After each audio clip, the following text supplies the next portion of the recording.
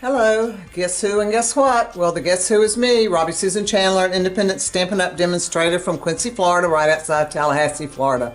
I hold classes in my home, so if you live in the area, I'd love for you to come over and join me for a class. But let's see what the what is today. I'm going to demonstrate a Christmas card for you. And it's this one right here. And it's made with the gorgeous traditional Wreath embossing folder, and I'll show you that in just a second. And on the inside we have this beautiful set, and this nice little half wreath comes from a set called Joyful Tidings. And I stamped this whole inside with shaded spruce, and here is the Joyful Tidings stamp set. So see, here's the wreath I used on this one. And then this stamp came from another set called Words for the Season. And I don't know where it is right now. Yes, I do. Here it is right here, Words for the Season. And there's one thing about the stamp set. If you'll notice that some of these letters are darker, so when you stamp it, you'll notice these little darker, I called it bold font letters. So that's where the inside sentiment comes from. Now the Merry Christmas on the front is from Ornamental Christmas, and it's this one right here. So now we know where all our stamps, what all our stamp sets are, and I'll also mention that this piece right here on the inside was cut with this die from Textured Notes. I love this set because it has 1, 2, 3, 4, 5, it has 8 different sizes in it, and this is the largest one. And it covers that much area on your card. But it does just a really pretty design around the edge, more of a finished touch. Alright, so there's the inside. Of course, this is basic white. Now let's start looking at our other pieces. Alright, our card base is shaded spruce, and it is 8.5 by 5.5, and we score it at 4 1/4. So that's our card base. And then I already showed you the basic white piece for the inside, and it's stamped. Let's get those out of the way. And then our next piece is just some sparkle or glimmer paper. Now Stampin' Up's not selling this right now, so just use your stash. I actually buy mine from Amazon, and it's a company called Pen, P-E-N, Pen and Gear, G-E-A-R. And I like this one because you can also use it in an inkjet printer and it doesn't smear. So that's why I prefer this one. So this one's 4 by 5 1/4. Now let's see what we're going to do to this piece. It doesn't look like much there, does it?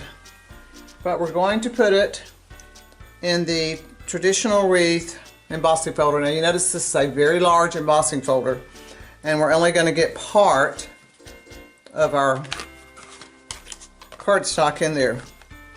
You can see, but what I did, I just tried to center it top to bottom, and after I ran it through, this is what we get. Now you can see the design pretty well there, but I decided I wanted to make it pop more, so let me show you what I did. Alright, let me get a piece of, let me move this paper towel over here to protect my workspace. So I'm going to take this piece, and I'm using a spot because they kind of smear better. You could use your big ink pad. It's going to grab a little more. The spots just kind of smoothly swirl around. So I'm just going to start swirling. Look here. See what it does? It picks up all that embossed area. I really think it looks cool. Now I'm going to do half right now just to show you the difference. See how this side really pops? This side doesn't. Well, let's go ahead and do the other side. You don't have to worry about your center too much because we're going to be putting that Merry Christmas piece in the middle. So if you get a little ink there, don't worry. Now you can take this thing just as dark as you want. I'm going to darken it up some because I really kind of think it pops a little more when it's darker.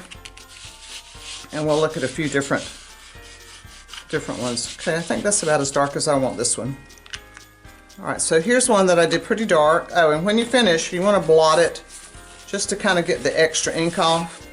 See, not a whole lot came off, but it does help to keep it from getting it all over your fingers. Okay, so here's one, the one I just did. Here's one I did earlier, and see, it's lighter. See the difference? So you can go darker or lighter. And I'm kind of leaning towards a lighter one. All right, so once you finish that, then you want to take a blend. And this one I'm using dark cherry cobbler. And I'm going to use the small end. And I don't know if you can see in here, but there's little dots. Little dots here, those are the berries. And just take your pen and just color those in. Now some areas did not have a little berry on them and I felt like it needed one. So I added a few, like right in here, I think I need one right there. Alright, so I'm not going to do this whole thing because I've already done one. But see the difference when you get your berries in there? Here's one without, and then here's the one with the berries. I really think it makes a whole lot of difference. So isn't that cool? So I've already put this one on the front of my card base. Here's my inside, and all we need is our piece on the front. Now that's a piece of shaded spruce, and I cut it with the traditional dies label. And this label does kind of a weird little thing, I'll show you. It has this little funny little loose piece around the edge. It really kind of adds some interest. But I embossed this with white embossing powder, and I put some Winkle on it to give it a little shine. And let's just pop it on. And we almost have our card finished here. Alright, so just pop it on right there in the middle. And then of course we need a bow. So just grab some of your red ribbon. And let's just put a little red bow down here on the bottom. And there we go. How about that? Now that was quick and easy, wasn't it? So if you need some really quick Christmas cards, this is the way to go. I want to show you a couple of other ways I did this card. This one was done on silver, and I swiped some light green ink across it. And then this one was done on shaded spruce, and I swiped a silver ink pad across it, and then put some silver behind it. So I think all of them are really pretty. This one seemed to work better for my class. So anyway, if you will, please like my video, share it, subscribe to my channel.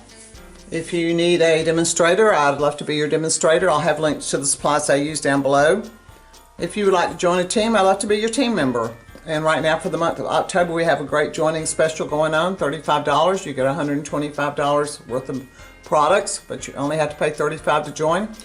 Or you can spend $95, pay $95 and get $189 in free products. So you have two choices. If you have any questions about that, just put them in the comments below. So until next time, happy crafting.